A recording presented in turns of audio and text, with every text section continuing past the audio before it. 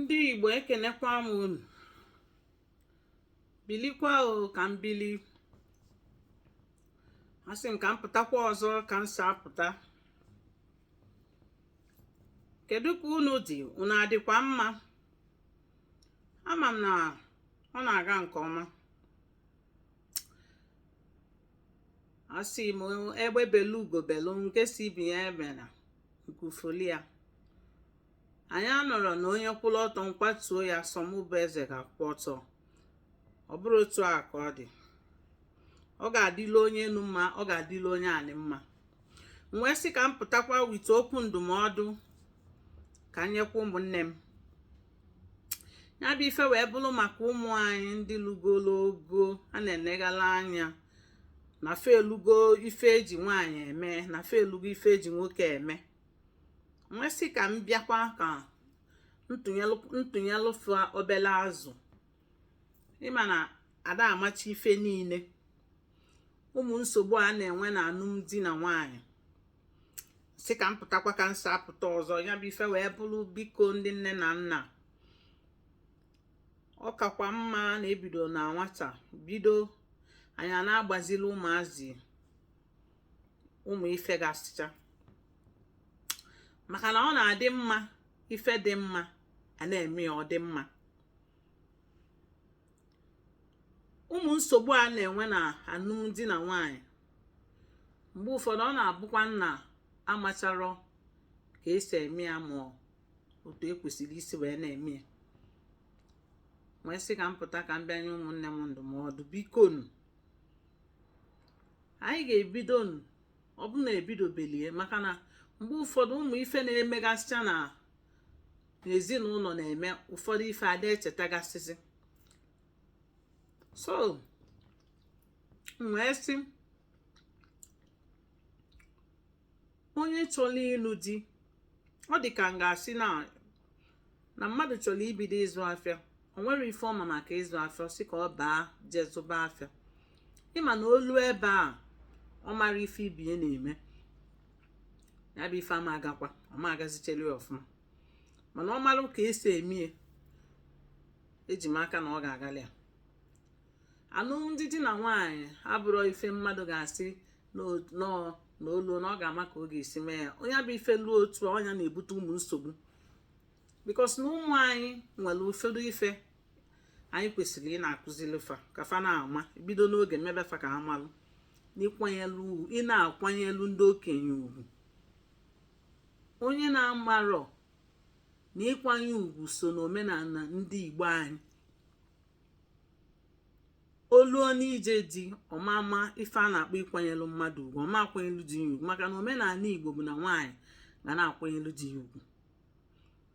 Ka omena ka o si na dị, ọbala ụmụ Igbo bụ ofu n'ebe niile. Onye ọbụla na-ada eme otu o kwesịrị isi na-eme ya. Emegide ọta aka ebido nwebe nsogbu agbasaba. Maka na ebe anyị si bịa nwee ka anyị si eme. Nwaanyị ga na-akwanyelu di ya ugwu. Ọ bụ na ọ marọ ọma eme ya na olobe di, ọ na-afụta ya na otu enyi na enyi si eme si eso onwe fa na-eme otu a ka nsi eme otu ọ na-eme ya na-eme ya na-aga. Akụzielu ụmụ anyị na nwaanyị na-asọpụrụ di. Ọ pụta n'ụtụtụ okene di, kụzieli ife a na-akpọ ekene. Kụzieli ya ka esi enye mmadụ ekene. Ofu ndị okenye ịkpọ ya ọlụ. Ịkụzikweli ya ka esi eje ozi ezinụlọ. Ụmụ ife dịgasị agha na-eme afọ mmadụ asị na anya luli anyị. Kụzieli ya ka esi eje afọ egote ife, ka esi edozi ụlọ gbasacha. Ejiri amala anyị bụ ụmụ nwaanyị Igbo na ebe anyị nọ adị ka ebe ọkụkọ na-aba ụmụ. Ị na-akụzilie otete n'ụtụtụ igwu ya okene nne ya na nne ya ndị tọli ya ndị nọ n'ụlọ. Obinie n'ụtụtụ ọ bụrụ obinie ọnọdụ ma ọ na-akpa nkata o tinye anya na telivishọn omegbu ụmụ ife na-eme mmadụ dịka ọ na-ana n'iyi.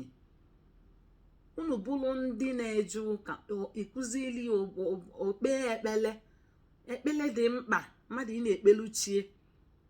O kpechaa ekpele ọmalụ kedu ife m kwesịrị ime taa, onwe ozi dị n'ụlọ o kwesịrị ime, ọ ga-eme ofu ife bifo ọ na-apụ, ọ bụgodị ịnọ akwụkwọ ka ọ na-aga ma ọ na n'obidogolo tụba ọlụ ọlụ ofu ife n'ụlọ nene nwere ife kwesịrị idozi bifo ọ na-esi n'ụlọ pụọ. ọjọọ ọmabụ osi na bed binie ọjọọ sọ rapụ ụlọ otu orapụ bed otu ọ dị wụ arụ yile akwa na-apụ mba. ibido n'oge na-akụzilie ụmụ ife a ka esi eje afọ egote ife enidi n'ụlọ, ife dị mkpa, ịmụ ife dịgasịcha mkpa n'ụlọ. ị na-akụzili kụzieli ya ka esi esi nri, ọ dịkwa mkpa. na-akụzili ya ka esi ekwu okwu, ọ dịkwa mkpa. na ụfọdụ anyị amatụrụkwa ekwu okwu. ime amadị na ịmadụ ekwu okwu nọ mgbe ị katara arụ ịfụ na ya bụ ife na-emebili gị ife. kụzieli ya ka esi ekwu okwu ka mmadụ sa anọ, enwelu ka nwaanyị sa anọ, ọ bụrụ ịbịa ịnọlụ nnọọ. kụzielu ka nwaanyị sa anọ, o nwere otu nwaanyị sa anọ nọlụ kpuchinete onwe ya na-akwanyetụrụ onwe ya ugwu. ọ bụrụ ọpụta na ọra dịka ọ na-ayasacha onwe ya. ụmụ ife a ọ dịcha mkpa. ọ na-eme ime ama na o nwere anya n'afọ ya. ya ka m ji pụta ụmụ anyị ndị nke nwoke kwa anya na-akụzikwala ofe ifefa kwesịrị ịma nekwa ka esi eme. ọ bụrụ na ịma na nwa gị a nakatabago ala ibido na-akụzili ya ka esi anụkwa nwaanyị. ọ bụrụkwa ịnụọ nwaanyị ịbịa na gịnị anọdụ ị na-eme ya ka gasị nọrọ otu ịmada na-egosi ya ịfụnanya maọbụ ị na-egosi ya na ọ dịkwa gị mma. ị na-akụzili ya ka esi anụ nwaanyị, ka esi enye nwaanyị enyelu nwaanyị, ka esi anụ nwaanyị. ịkụzili ya ka esi enyelu nwaanyị aka, ka esi egosi nwaanyị ịfụnanya. na ị ga-egosi nwaanyị ịfụnanya. kụzikweli ya ka esi onwe ihe dị mma ọ na-eme ọ na-eti ya na ọ na-enye ya ekele, maka na ọ na-abịa na-ekene onye melụ nke izizi omekwa ọzọ. ị na-akụzicheli ya ụmụ ife dịgasịcha aṅa na-eme ka mmadụ na-abụ nọ n'ụlọ ọdọdụ obife na-aba na-abụ ofu. na-akụziri ya na ọ bụrụkwa ife niile dị njọ ị na-afụ ka ị ga na-eji ekwu okwu ọ na-abụrụ unu nsogbu. na o nwere ife a na-akpọ eneta ayalụ mgbe ụfọdụ ekwuo ya na aga na-emekwa onwe nke na-adịrọ mma ekwuo ya na-akpụ ya n'ụka, mana ọ bụrụ nke ga-abụ ọ bụrụ ife ị ga-eji na-eme okwu na-ese okwu. kụzieli ya na o nwekwa ife a na-akpọ ndidi na-adịkwa na marriage. ya mere m ji pụtasị ụmụ ife a ka anyị ga-akpọ ọlụ na-akụziri ụmụ anyị ka fa na-ama, maka ọ bụ na fa amara ụmụ ife acha mgbe fa ga-aba na ya ba anụmdi ọ na-afịafasị fa arụ ịma ịmịa ọ ma adịchazielu fa mfe otu a. mana ọ ibido na mgbe gị na ha ka nọ ha na-akatabere arụ, mana ịma na fa agbagotebego na eji fa ijili nwayọ na-agwacha fa nekwa ị na-akọlụ ụfa ụmụ akụkọ gbasara otu unu si bido, otu mama gị si kọlụ gị ka papa ya na mama ya si bido. unu a na-akpị ya na-akpakọrịta ya n'ụka na-eme ọbụla ife ga-ejikwa unu ọnụ, ọbụla ife unu na-eme n'ezinụlọ, ọbụla a na-eme onye na-eche na o nwere ife ọ na-alụ. ọ na-abụ dị mmụọ na-abụ ụmụ anyị n'ime ka anyị na-afa na-akpakọrịta ụka na-akọkọrịta ya n'akụkọ. ọ ga-abụ mgbe ọ ga-elu, maka na nsogbu dị n'ụwa. anyị nwa na onwe anyị kedu ka ọ ga-adị kịta ibiche nke anyị apụ ndị nke a na-abịa ha ncha na-agbasachazi. ọ bụrụ na ọ na-afọ inwetarọ ya bụ ife amamife eji abanye na di ya mere njikwa pụta ọzọ wee sị ka m bịakwa kwukwe ka m si ekwu ụmụnne m, biko ka anyị kaba na-arụ na-akpọkọta na ụmụ anyị nso na-akụzili ife ụmụ ife dịgasịcha agha dị mkpa, ka ọ ghara ịbụ na ife anyị ga-asị na olugo anya na-akụzili fa.